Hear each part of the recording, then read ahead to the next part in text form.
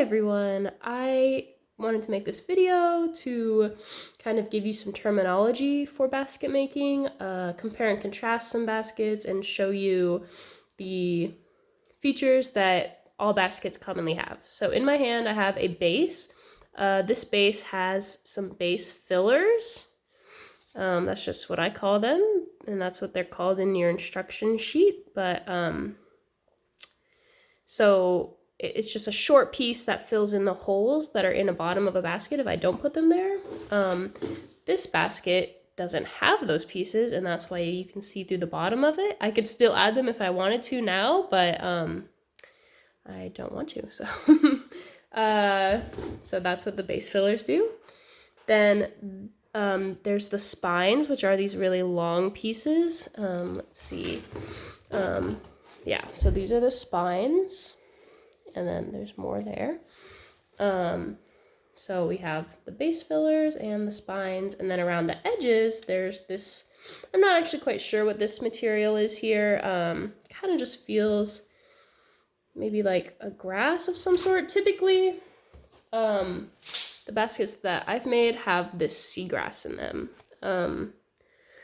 But yeah, so this base is the same. It has the base fillers and the spines that go down the middle and then up and around the side, so you can follow it. And then this base, or this basket, has sides on it. So you could call them sides or rows, but they've been woven through the spines, and they're opposite. So this side goes under this spine, but this side goes over this spine here. So you can see, and you can also dye your reed to make it like multicolored. This one has blue. The way that Cheryl does it is just takes RIT dye and water and, you know, makes a ratio, but she's also done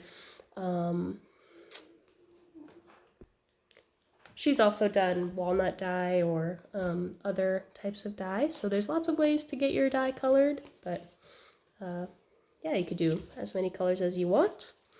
And then this basket has a handle, and so you kind of just treat a handle the same as you do a spine.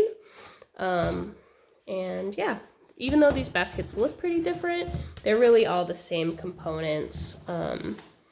Just, you know, what makes them different is the amount of, is the width and size of the reed that you choose for your spines and for your base. Looks like these baskets are going to be, looks like these baskets, once they're finished, are going to be roughly the same size. Even though she used a different size reed. So it also depends on your spacing. There's lots of factors that go into making the size of your basket the way that you want it, but yeah. So with these two baskets, this basket has pretty big base fillers and then little spines. And this basket has kind of smaller, you can't really see it, kind of smaller base fillers in comparison to the spines. But yeah, and then she has started adding in the rows. This one's kind of coming out, but as you can see, we have some rows started. This basket is dry, so, and it's not fully done, so it's fallen apart a little bit. And then this is another cool basket. It's very unique in shape, but it has all the same components as any other basket. So, yeah, can't really see the whole thing. There we go. So this basket has a handle, which is like a spine, and then it has all of the spines on the going up and down. And then you can see that they go to the base too, so it just has some spines. It has, let's see how close I can get. It has the seagrass. This basket actually is using the same material as this one, which I'm not quite sure what it is at the moment, but it works. So there that is. And then we have the rose put on. What makes this basket shaped the way it is the fact that the spines actually, or the sides get wrapped around and tucked underneath, I believe. And then, so that makes the triangle shape here. And the spines were cut also at a like downward angle. So then, they don't, it's not flat like that. But I've never actually made a basket like this. I'm sure it is a little bit more complex than the simple ones that you're going to be making. But this basket also has the top put on. The other ones that I showed didn't. But the top piece is just a piece of reed that is thicker than the piece that's underneath it. So maybe like this size is what's up here. And then this is the top piece. And then it has a thinner piece of reed. This is maybe like a 1/4 inch. And it has been whip stitched to hold this on.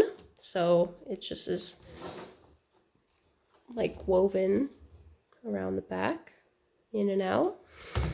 And then it has a piece of seagrass along the top. And that is kind of just to hide the, let's see, I don't think this goes all the way through. It's kind of just to hide that weaving part of the basket, and it just sits on top and gets held in by the piece of reed here and the whip stitch. And yeah, so a basket it's challenging in the beginning to make a basket, and sometimes you can feel like you're not going to get your basket and it's all just looks like a jumbled pile of reed and it's not really being held together and the sides keep falling and the clips aren't working and they're hard to work with your fingers. But if you stick with it, you'll get a basket in the end. And it just takes you have to just make sure to not miss any steps. You just have to keep making it tight and keeping it held together. But it can feel pretty overwhelming and pretty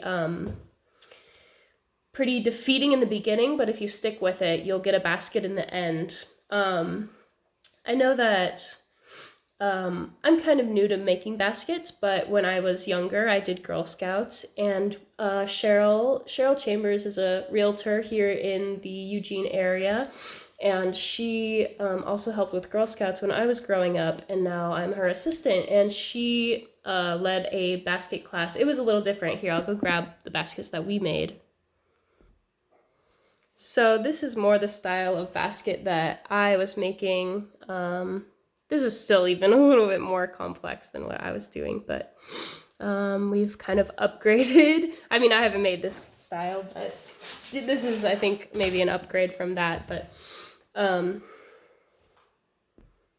as I was saying, with basket making in Girl Scouts, it was there was lots of crafts. We would do lots of crafts in Girl Scouts, and a lot of them felt like they were just paper and glue, or something that I had maybe a good time making, but I would just like toss it when I got home, or I wouldn't hang on to it. I don't think I have anything that I made from Girl Scouts except for like baskets like these that are actually pretty useful, and they look good in the end, and it feels very like, it feels really cool to be able to have something as professional looking as a basket like this, as somebody who's young, like maybe 10 or 12 years old, to make something like this is pretty impressive. And, it makes you feel like you accomplished something, and that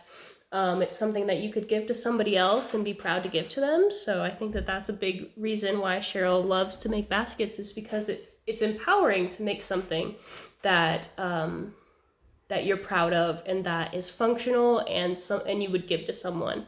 So I hope that you enjoy making baskets, and I hope that you find the videos on YouTube helpful, and we'll upload more as time allows. And yeah, please let us know if you have questions, and you can make a basket if you just stick with it.